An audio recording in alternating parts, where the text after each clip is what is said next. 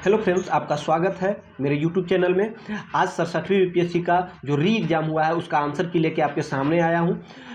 तो चलिए अब स्टार्ट करते हैं कि उत्कृष्ट धातुओं के संदर्भ में निम्न वाक्यों पर विचार कीजिए। क्या उत्कृष्ट धातुएं प्रकृति में शुद्ध रूप से प्राप्त होती है और यूरेनियम एवं सीसा उत्कृष्ट धातु के उदाहरण है। तो प्रकृति में शुद्ध रूप से ये सही है, लेकिन यूरेनियम एवं सीसा उत्कृष्ट रूप से धातु के उदाहरण है, उत्कृष्ट धातु के उदाहरण नहीं है। तो इसका केवल 1 ही हो जाएगा, 51 का सी।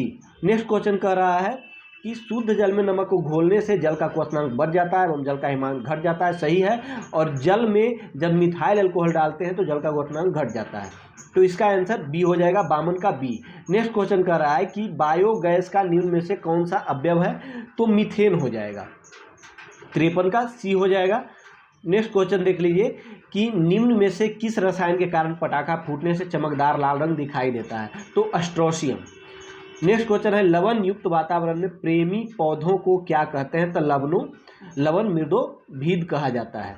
नेक्स्ट क्वेश्चन कह रहा है कि कवक पौधे में नहीं पाया जाता है, कह रहा है कि कवक पौधे में क्या नहीं पाया जाता है, तो पर्णहरित नहीं पाया जाता है, बाकी सारे चीज में पाए जाते हैं। नेक्स्ट क्वेश्चन है परागकण की सुपरिभाषा क्या है तो परागकण का पराग केसर से क्लोम छिद्र तक स्थानांतरित होने की क्रिया को परागकण कहते हैं परागकण की सुपरिभाषा इसे कहते हैं, तो 57 का सी हो जाएगा।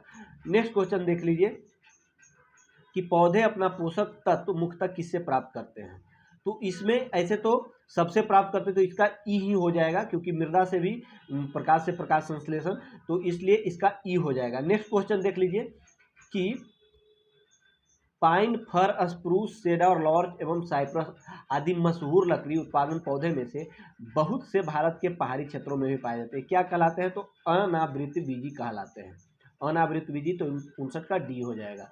कह रहा है निम्न जोड़ों में से कौन सा जोड़ा सही सुमेलित है, तो ई हो जाएगा इसका। नेक्स्ट क्वेश्चन कह रहा है कि लाल रक्त कणिका विहीन जंतु कौन सा है, तो ये केचुआ है, लाल रक्त कणिका विहीन केचुआ है। कार्बोहाइड्रेट में अपघटनोपरांत अंतिम रूप से क्या बनता है, तो ग्लूकोज बनता है। नेक्स्ट क्वेश्चन देख लीजिए कि अधिकतर एंजाइम होते हैं, तो अधिकतर एंजाइम क्या होते हैं, तो ये प्रोटीन होते हैं।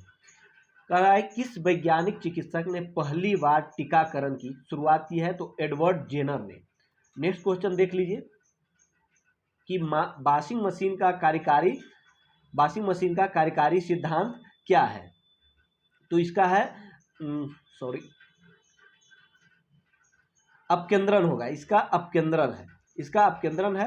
कह रहा है प्रकाश की गति निम्न में से किस माध्यम में न्यूनतम होगी, तो निर्वात में सबसे अधिकतम होती है और कांच में न्यूनतम होगी। नेक्स्ट क्वेश्चन कह रहा है कि निम्न में से कौन सी सदिश राशि नहीं है, तो गति सदिश राशि नहीं है। नेक्स्ट क्वेश्चन देख लीजिए यदि धरती की घूमने की गति बढ़ा दी जाए तो इस पर पिंड का वजन क्या हो जाएगा, तो घट जाएगा। ध्रुव पर कह रहा है तो घटेगा। गति को सर्वप्रथम किसने परिभाषित किया है, तो गैलीलियो ने।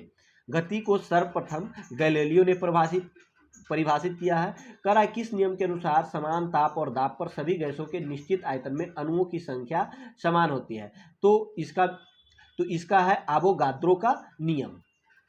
नेक्स्ट क्वेश्चन देख लीजिए कि आपेक्षिकता का सिद्धांत इनमें से किस वैज्ञानिक ने दिया है, तो ये अल्बर्ट आइंस्टीन ने दिया है आपेक्षिकता का सिद्धांत। एक संवाहक के तापक्रम परिवर्तन के कारण इसमें विभव परिवर्तन, इस घटना को कहते हैं सीबेक प्रभाव कहते हैं, इसे सीबेक प्रभाव कहते हैं।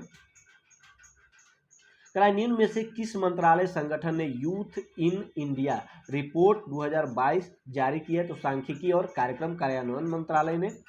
नेक्स्ट क्वेश्चन कर रहा है कि खबरों में नजर आने वाली एला बेनिल, बलारिबन, श्रेया अग्रवाल और रमिता किस खेल से हैं, तो ये लोग शूटिंग से है, निशानेबाजी से। नेक्स्ट क्वेश्चन है कि हाल ही में अल्पसंख्यक मामलों के मंत्रालय का प्रभार किसे सौंपा गया है, तो स्मृति ईरानी को सौंपा गया है।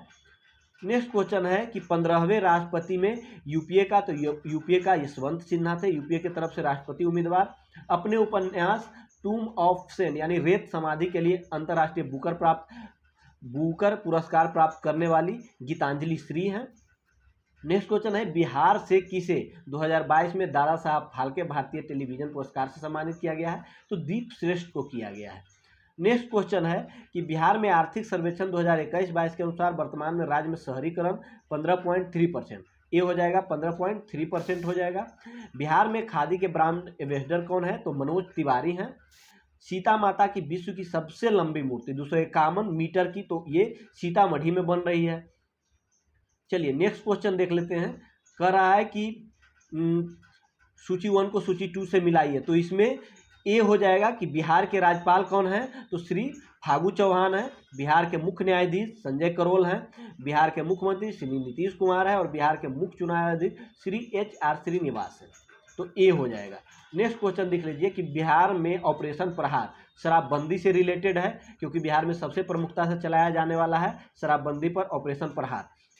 भारत के ऋतिक आनंद ने ब्राजील में आयोजित 24वें समर डेफ बैडमिंटन ओलंपिक में भारत के लिए कौन सा पदक? तो स्वर्ण पदक जीता है।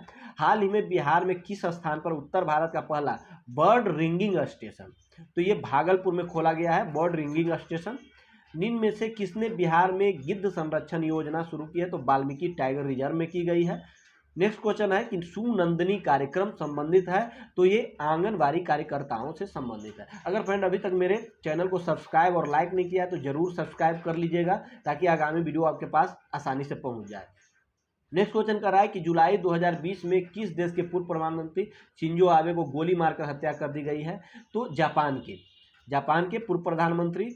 संयुक्त राष्ट्र महासभा में बहुभाषावाद पर एक भारत प्रायोजित प्रस्ताव अपनाया गया है, जिसमें पहली बार किस भाषा का उल्लेख किया गया है? तो हिंदी सर्वाधिक बोले जाने वाली भाषा हमारी है। नेक्स्ट क्वेश्चन कर रहा है कि यूक्रेन में रूस के सैन्य अभियानों पर चर्चा करने के लिए महासभा के आपातकालीन सत्र की अध्यक्षता किन्होंने की थी? तो अब्दुल्ला शाहिद ने की थी। नेक्स्ट क्वेश्चन देख लीजिए। कह रहा है कि भारत ने फरवरी 2020 में युद्ध प्रभावित यूक्रेन से भारतीयों को लाने के लिए किस मिशन के तहत लोगों को निकाला है? तो ऑपरेशन गंगा। नेक्स्ट क्वेश्चन कह रहा है कि हाल ही में चीन ने सकतेंग वन्यजीव अभ्यारण्य के आसपास के क्षेत्रों पर अधिकारों का दावा किया है। यह दावा करते हुए कहा कि यह विवादित क्षेत्र है। यह वन्यजीव अभ्यारण्य कहाँ स्थित है? तो भूटान में है। भूटान में डी हो जाएगा। नेक्स्ट क्वेश्चन है कि 2023 में G20 शिखर सम्मेलन की मेजबानी भारत के किस राज्य में होगी? तो जम्मू कश्मीर में प्रस्तावित है। नेक्स्ट क्वेश्चन है संयुक्त राष्ट्र शांति अभियानों के संदर्भ में निम्नलिखित